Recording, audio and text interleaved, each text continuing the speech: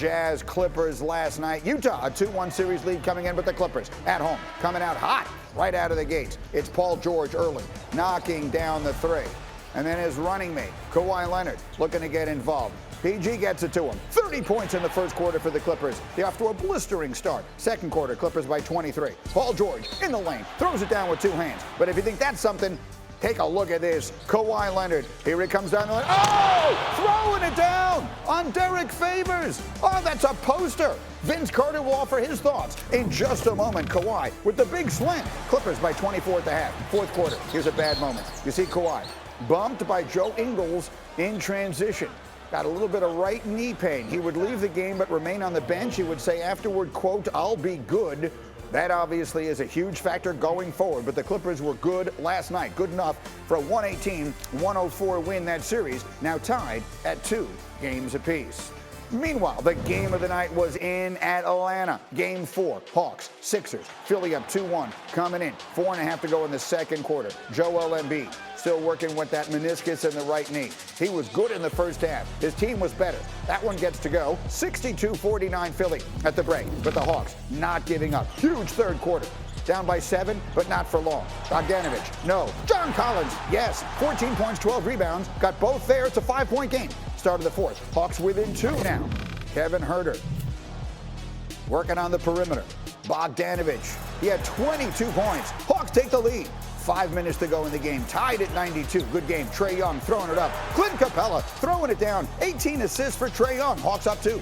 Buck and a half to go. Sixers up by 1. Joel Embiid just had no lift in the second half and no points. 0 for 12 in the second half for Embiid. Ensuing Hawks possession. It's Young.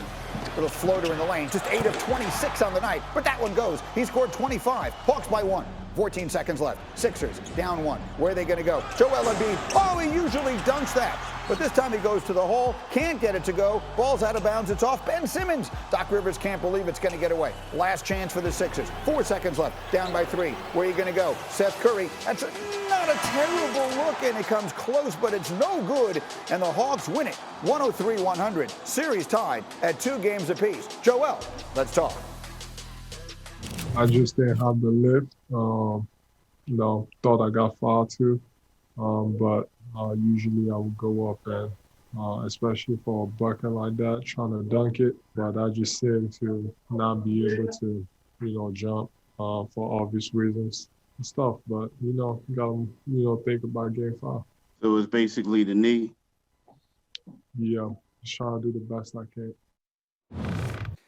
Well, so that's obviously a big story here. Series now tied 2 games apiece. Game 5 tomorrow in Philly. And despite the injury concerns, you see it there, the Sixers still a heavy favorite to win the series. The Sixers also a 6.5-point favorite as we speak for that Game 5. And here he is, the one and only Vince Carter gets up with us early this morning. So, Vince, we got ourselves in that series, a best of 3, Philly at home tomorrow night. To you, what is the biggest factor in that series going forward?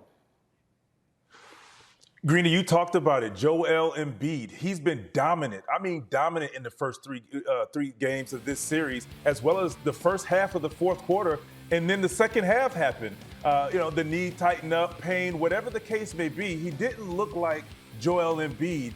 And to add to that, Tobias Harris, as well as Curry, they go cold. And for this series, I think it's given the Hawks some confidence now. They feel like they can compete. But if Joel Embiid's not healthy or healthy enough to be the dominant player he is, this could be a good series. And this could go to 7, and it could go either way now. And so we will see. Again, the health of Embiid's knee becomes a major factor. Speaking of injuries, obviously that is the overwhelming concern for the Brooklyn Nets, who entered this postseason as an overwhelming favorite and now face huge problems. No Kyrie tonight, no James Harden. So I guess I'll ask you this question directly. If those guys cannot contribute in this series, can the Nets win?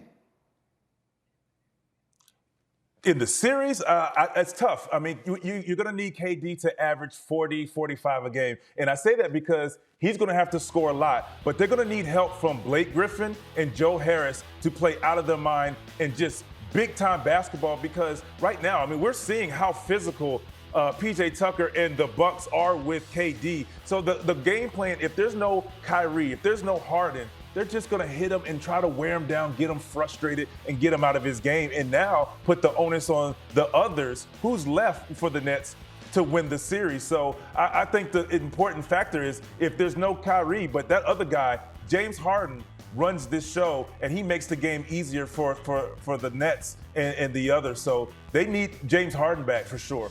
Well, you've been a star player in this league, so you understand the mentality and the responsibility that those guys feel. How would you imagine, how much pressure would you imagine a guy like Harden is feeling to get back out there, especially when he sees Kyrie get hurt?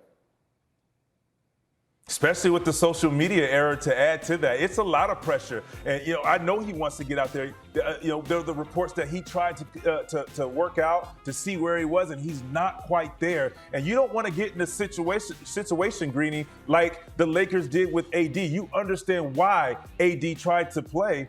He wanted to do for his team and keep his team alive. But if Harden comes back too early and he's not ready and he goes down for sure the rest of the series, if not the playoffs, the Nets will not have a chance at all.